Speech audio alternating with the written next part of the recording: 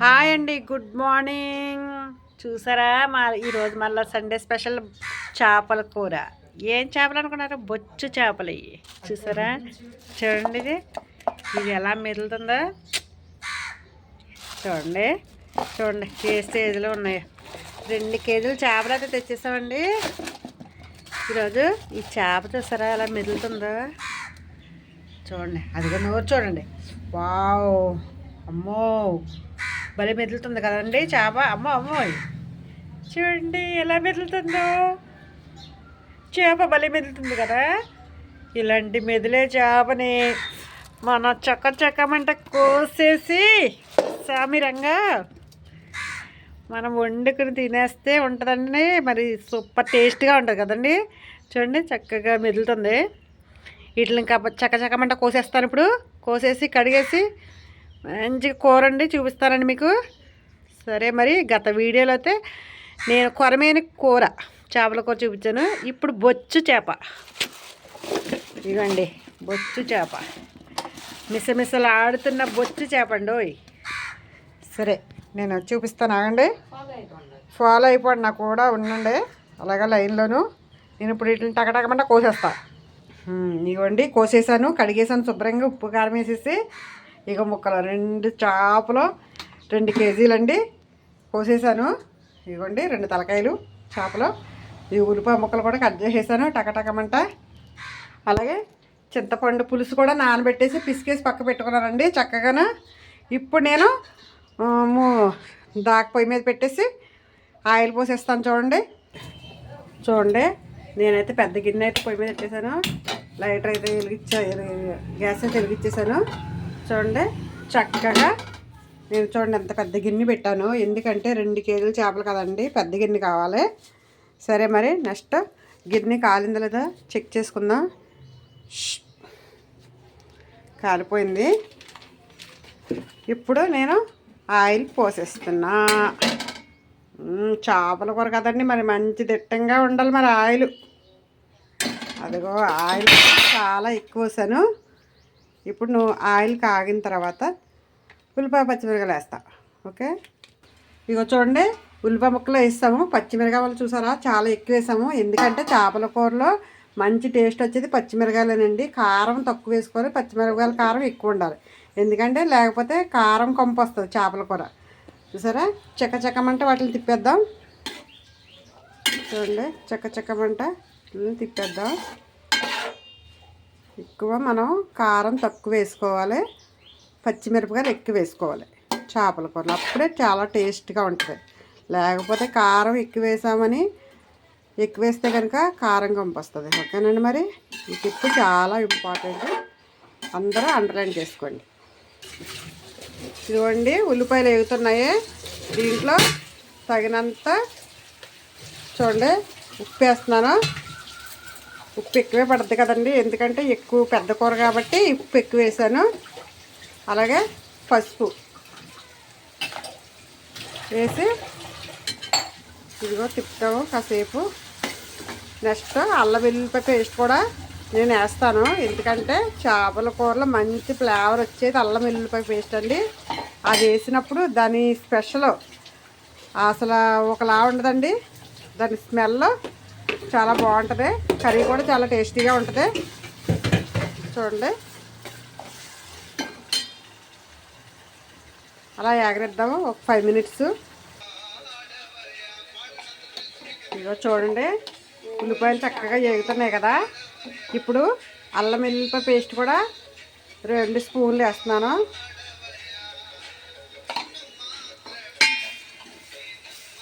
చూడండి చక్కగా ఎగుతున్నాయి కదా. చకచకమంట వండేయాలి. ఎందుకంటే ఈరోజు ఆదివారం విశ్రాంతి దినము, ప్రార్థనకి వెళ్ళిపోవాలి. అందుకని ఫాస్ట్గా వండేస్తున్నానండి. ఎంత ఫాస్ట్గా ఉన్నా కానీ చేపల కూర మాత్రం నేను చాలా బాగా వండుతానండి. మా పిల్లలు, మా చెల్లి వాళ్ళందరూ అంటారండి. నేనైతే చేపల కూర వండుతున్నాను చకచకమంట.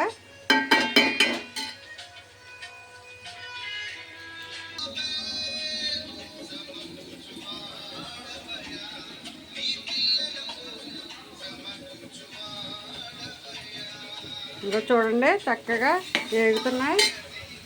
ఇదిగో కొత్తిమీర కూడా కడుగుదామని నేను చక్కగా ఇదిగో బాగు చేసి నీటిలో నానబెట్టానండి.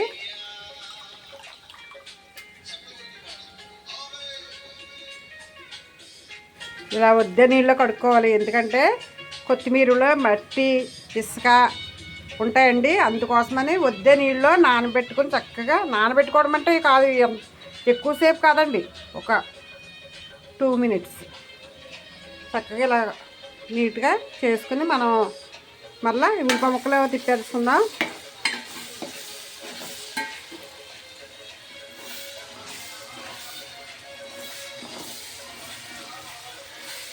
వేగిపోతున్నాయి కదండి.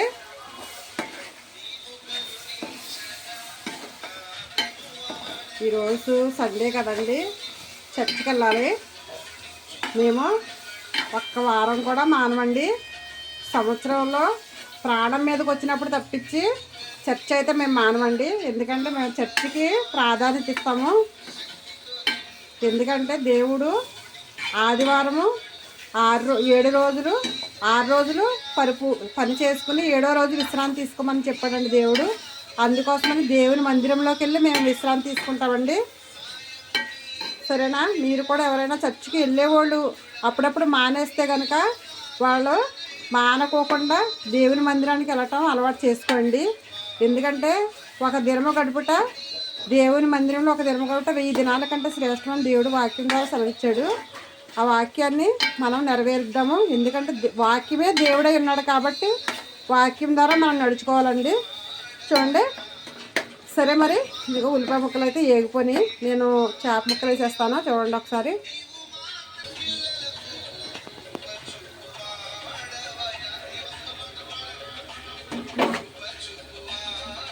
చక్కగా ఏగిపోయినాయి కదండి.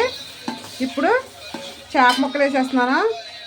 చూడండి, పెద్ద పెద్ద చేపలండి బాబు, అసలు చూస్తుంటేనే నోరు ఊరిపోతుంది. మంచిగా వండేసుకుందాం. బాగా సరిపోవట్లేదండి, అయినా సరే మరి తప్పదు, ఒకదాని మీద ఒకటి వేస్తున్నాను.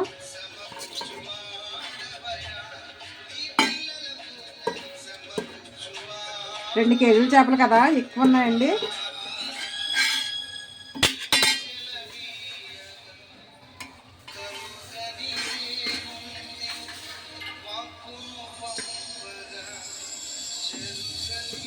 ఇక్కడ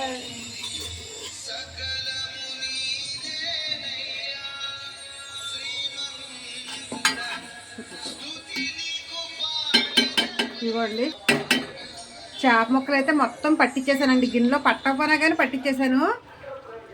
ఇవ్వండి, పట్టించేసాను. ఇప్పుడు కారం వేసేస్తున్నాను. చూడండి చూడండి, కారం తక్కువ వేసుకోవాలండి.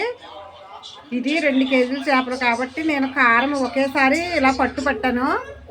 నాకు స్పూన్తో వేస్తే ఎంత వేస్తున్నానో అన్నది అంచనా తెలీదు. అందుకోసమని నేను చేత్తోనే వేస్తానండి కారము.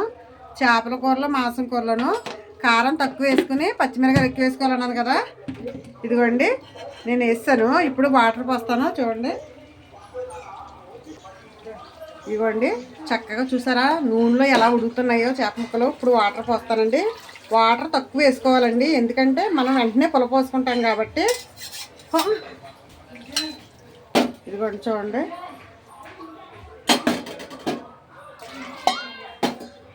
ఇలా వేస్తున్నాం కదా. ఇప్పుడు మొదలుకొని చేపల కూరలో గట్టి పెట్టకూడదండి. చూడండి, గుర్తుపెట్టుకోండి చక్కగా. ఇగో చూడండి, ఇప్పుడు మొదలుకొని చేపల కూరలో గట్టి పెట్టకూడదు. సరే, కలిసింది కదా. ఒక 5 minutes ఉడికిన తర్వాత నేను పులిసిపోతాను. ఇదిగోండి చక్కగా మూత అయితే గిన్నెకి తగ్గ మూత అండి. మూత వేసాను. చూడండి, చక్కగా ఇలా ఉడకనివ్వండి. ఒక 5 minutes ఉడికిన తర్వాత అప్పుడు నేను చింతపండు పులుసు వేస్తాను. ఇలాగా కొత్తిమీరని కట్ చేసుకుందాం. చూడండి, కొత్తిమీరని చక్కగా కట్ చేసుకుని ఇలా పెట్టుకుంటారు. ఎందుకంటే కూర దించేటప్పుడు వేద్దాము. అందాక కొంచెం ఇప్పుడు వేసుకోవచ్చండి. కొంచెం ఇప్పుడు వేస్తున్నాను, ఇప్పుడు కొంచెం వేస్తున్నాను, మళ్ళీ దించేటప్పుడు కొంచెం వేస్తాను. ఉడికిన తర్వాత నేను అప్పుడు చింతపండు పులుసు కూర చూడండి. నేను చింతపండు పులుసు పిసికేసుకుని పక్కన పెట్టుకున్నాను, అది పోసేస్తున్నానండి. చేపల కూరలో ఎక్కువ చింతపండు పడద్దండి. చూడండి, చింతపండు పులుసు ఎక్కువ పడుతుంది చేపల కూరలో. ఇంకొంచెం పిసుకుని వేసుకుందాం. ఇప్పుడు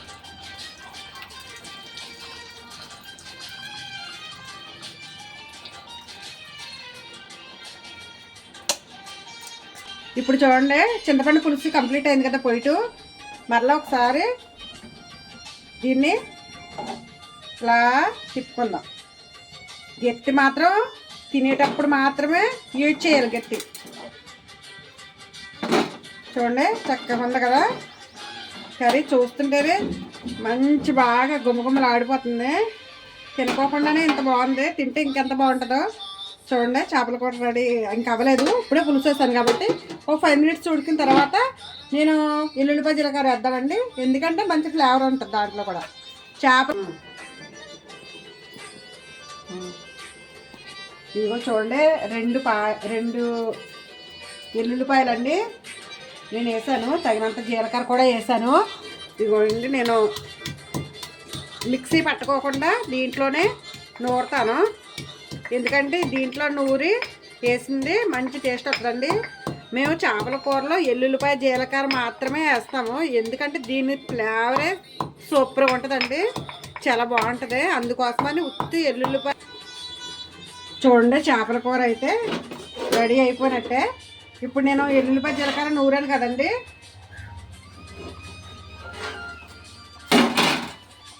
ఎల్లుల్లిపాయ జీలకర్ర వేస్తున్నాను.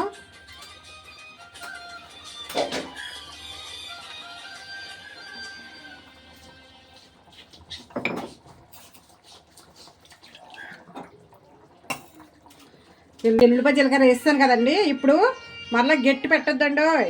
గట్టి పెట్టుకోకుండా చక్కగా ఇలాగా చూసారండి ఎంత బాగుందో. చూస్తుంటేనే కడుపు నిండిపోతుంది కర్రీ. చూడండి, మళ్ళీ ఒక 5 మినిట్స్ తర్వాత కొత్తిమీర వేసేసి మనం కట్టేద్దాము.